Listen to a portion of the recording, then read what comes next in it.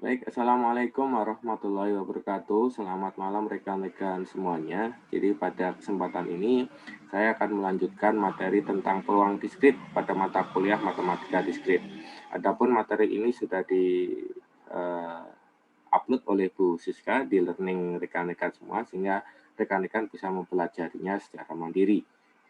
Pada kesempatan ini saya mencoba membuat suatu video pembelajaran untuk membantu rekan-rekan semua memahami konsep dasar dan beberapa penjelasan penting terkait peluang diskrit. Definisi peluang diskrit adalah himpunan semua kemungkinan hasil percobaan yang dinamakan ruang contoh dan dilambangkan dengan S.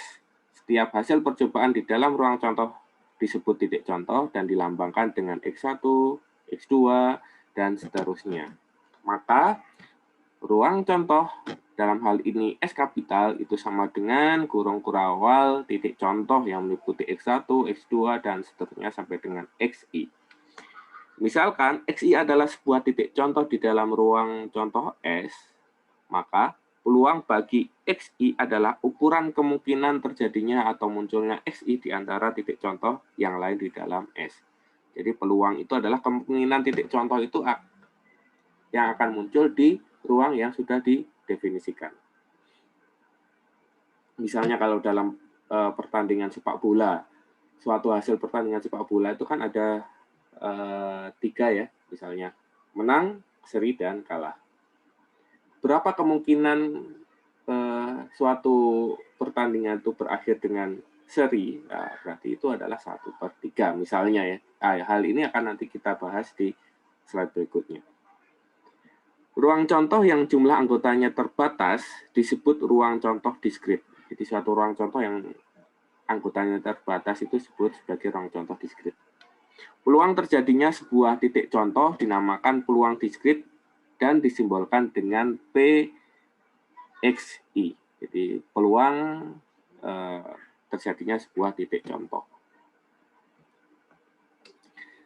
Sifat suatu peluang diskrit yang pertama adalah nilai peluang adalah bilangan tidak negatif dan selalu lebih atau sama dengan 1. Jadi nilai peluang itu lebih besar daripada 0, lebih besar sama dengan 0 dan kurang dari sama dengan 1. Yang kedua adalah jumlah peluang semua titik contoh di dalam ruang contoh S adalah sigma peluang titik contohnya disimbolkan seperti itu. Contohnya, pada pelemparan dadu, ruang contohnya adalah angka 1, 2, 3, 4, 5, dan 6. Peluang munculnya setiap angka adalah sama, yaitu 1/6. Jumlah peluang semua titik contoh di dalam ruang contoh S adalah PX1 ditambah PX2 tambah PX3 tambah PX4 tambah PX5 tambah PX6. Di mana masing-masing PX1 sampai dengan PX6 itu adalah 1/6. Karena munculnya angka 1 dibagi total keseluruhan dari ruang contoh. Berapa kemungkinan angka 2 muncul dibagi dengan kemungkinan keseluruhan ruang contohnya. Dan seterusnya sampai 6. Kemungkinan munculnya angka 6 pada 6 kemungkinan pada ruang contoh S. Kejadian atau event adalah himpunan bagian dari ruang contoh yang disimbolkan dengan E. Misalkan, percobaan pelemparan dadu, kejadian munculnya angka ganjil adalah E sama dengan 1, 3, dan 5. Kenapa hanya sampai 5? Karena dadu itu maksimal adalah 6. Jadi kalau misalnya maksimalnya 6, berarti angka ganjil yang event yang terjadi di dalam dadu itu adalah 1, 3, dan 5. Peluang kejadian E di dalam ruang contoh S adalah peluang kejadian E sama dengan E bagi S, angka mutlak E bagi angka mutlak S sama dengan jumlah peluang kejadian E dibagi jumlah dari ruang contoh. Jadi jumlah kejadian dibagi dengan jumlah ruang contoh. Jadi kalau misalnya kita memudahkan dalam pemahaman matematik, Ya, E itu adalah event, gitu, kejadian gitu ya. Tapi kalau S itu adalah contoh, atau kalau kita Inggriskan adalah sampel. Jadi sampel. Jadi kejadian dibagi dengan contoh. Contohnya seperti ini. Berapa peluang munculnya mata dadu ganjil pada percobaan pelemparan sebuah dadu? Kita definisikan bahwa berapa N kejadiannya, jumlah kejadiannya ada 3, yaitu 1, 3, dan 5. Sedangkan berapa N ruang contohnya, N sampelnya berapa? Ada 6, yaitu 1, 2, 3, 4, 5, 6. Sehingga hasilnya adalah 3 bagi 6, atau hasilnya adalah sama dengan setengah. Ada beberapa hukum peluang. Yang pertama, teorema yang pertama adalah jika A dan A pangkat C atau A komplement adalah kejadian dalam ruang sampel S, maka peluang A komplement sama dengan 1 kurangi peluang A.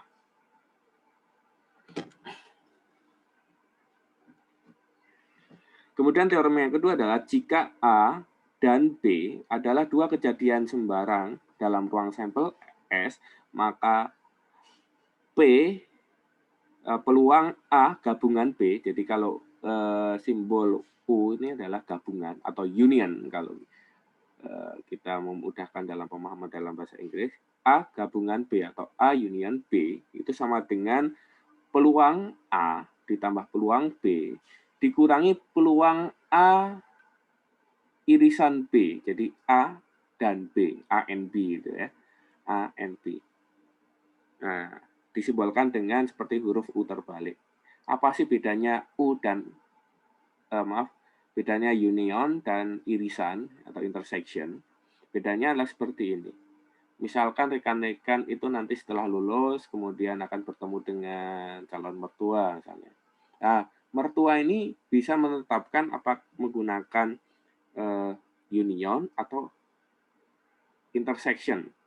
Union atau disimbolkan dengan U, huruf U atau gabungan bahasa Indonesianya itu adalah ketentuan seperti ini.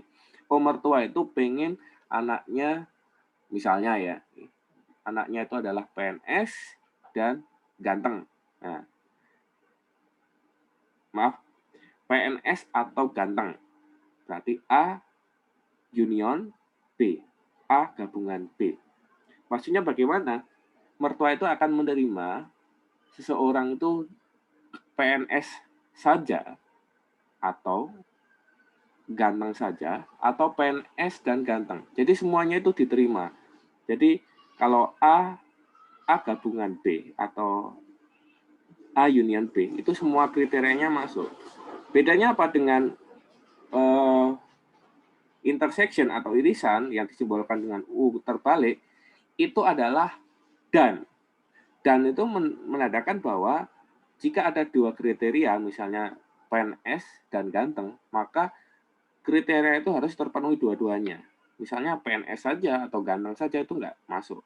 Jadi PNS dan ganteng itu baru bisa diterima. Jadi bedanya intersection dengan union itu seperti itu. Intersection itu adalah konjungsinya dan, tapi kalau union itu menggunakan konjungsi atau. Jadi semua kriteria bisa masuk.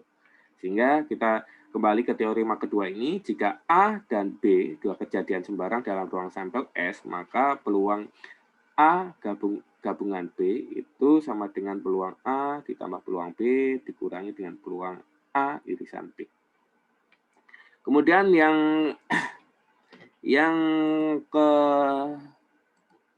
ketiga adalah himpunan yang tidak memiliki satupun elemen atau himpunan dengan kardinal 0 dinotasikan dengan peluang P simbol 0 garis miring sama dengan 0 untuk setiap ruang sampel S. Kemudian teorema keempat adalah jika A dan B adalah kejadian dalam ruang sampel S dengan A dan B, maka peluang A kurang dari sama dengan peluang B. Kemudian yang terakhir teorema 5 adalah 0 0 kurang dari peluang A kurang dari 1 untuk setiap kejadian A.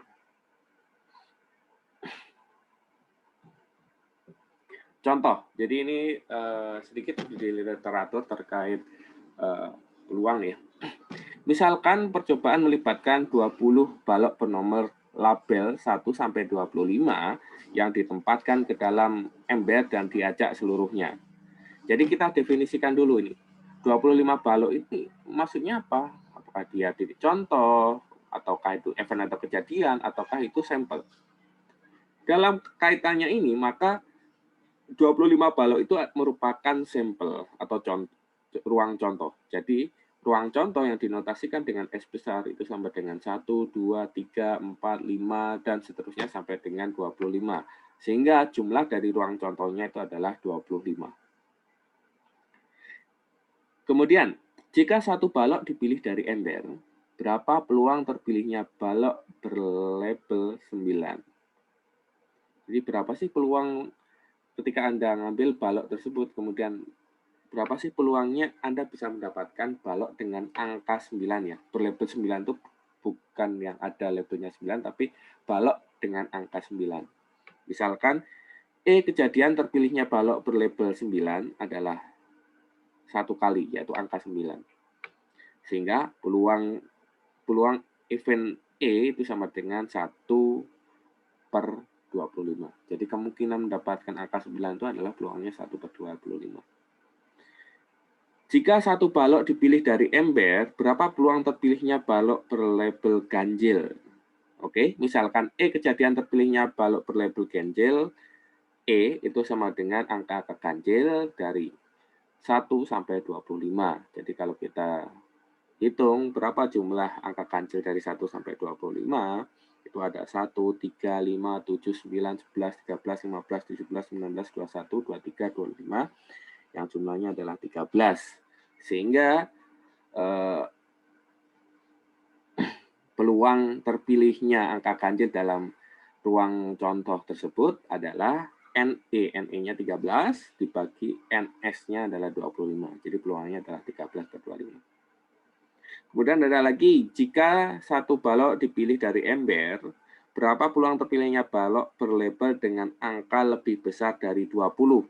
Nah, jadi kita lihat berapa event atau kejadian yang dia bisa menghasilkan atau mendapatkan suatu bilangan lebih besar dari 20. Nah, eventnya harus kita klasifikasikan dulu. Ada 21, 22, 23, 24, dan 25.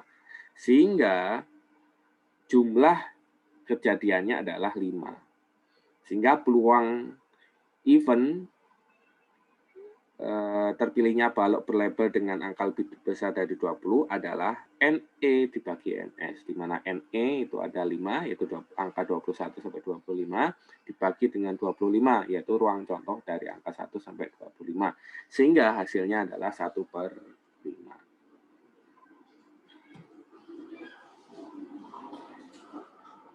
Jika dua buah balok dipilih secara bersamaan dari ember, berapa peluang salah satunya ganjil dan yang lainnya genap? Semua kemungkinan hasil dari percobaan pengambilan dua buah balok secara bersamaan dari ember adalah, di sini kita tentukan ruang contohnya, itu adalah 1,1 dan 2, 1 dan 3, 1 dan 4, 1 dan 5, dan seterusnya sampai 1 dan 25, kemudian 2 dan 3, 2 dan 4, 2 dan 5, dan seterusnya sampai 2 dan 25, kemudian 3 dan 4, dan seterusnya sampai 24 dan 25. Berapa jumlah ruang contohnya? Jumlah ruang sampelnya adalah NS, atau jumlah ruang contohnya adalah NS, dapat dihitung dengan rumus kombinasi. Kenapa? Silakan Anda cari alasannya. NS sama dengan kombinasi 25,2, di mana hasilnya adalah sama dengan 25 faktorial dibagi 2 faktorial kali 2 faktorial, yang hasilnya adalah 300. Nah, ini materinya silakan Anda cari lagi di pembahasan minggu kemarin. Banyak cara memilih ganjil adalah C sama dengan 13,1 sama dengan 13 cara. Banyak cara memilih genap adalah C 12,1 sama dengan 12. Gunakan prinsip perkalian karena menyiratkan bahwa satu ganjil dan satu genap. Jadi peluang eventnya adalah sama dengan jumlah kejadian dibagi jumlah sampel, di mana karena kita menggunakan prinsip perkalian, karena menyiratkan bahwa satu ganjil dan satu genap, maka di sini hasilnya adalah 13 dikali 12 dibagi 300 sama dengan 0,52. Kemudian contoh yang lain, jika 8 buah balok dipilih secara bersamaan dari ember, berapa peluang 5 diantaranya ganjil dan 3 genap? Peluang event kejadian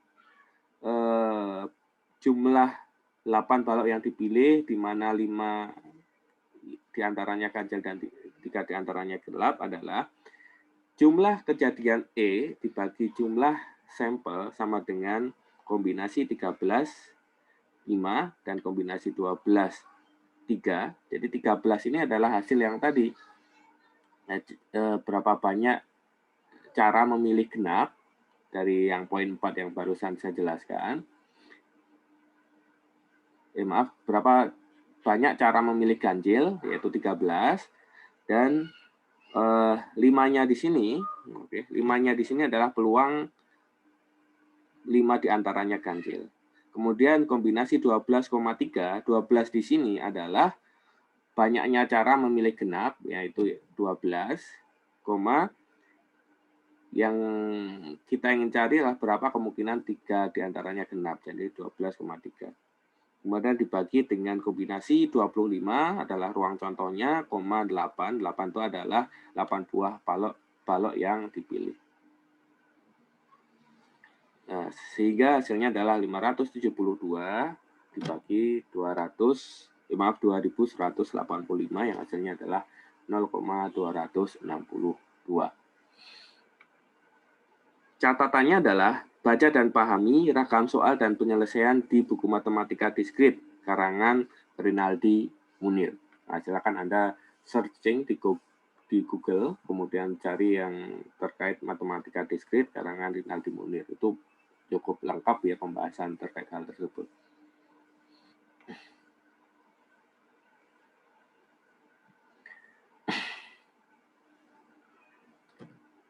Oke, ini adalah beberapa soal yang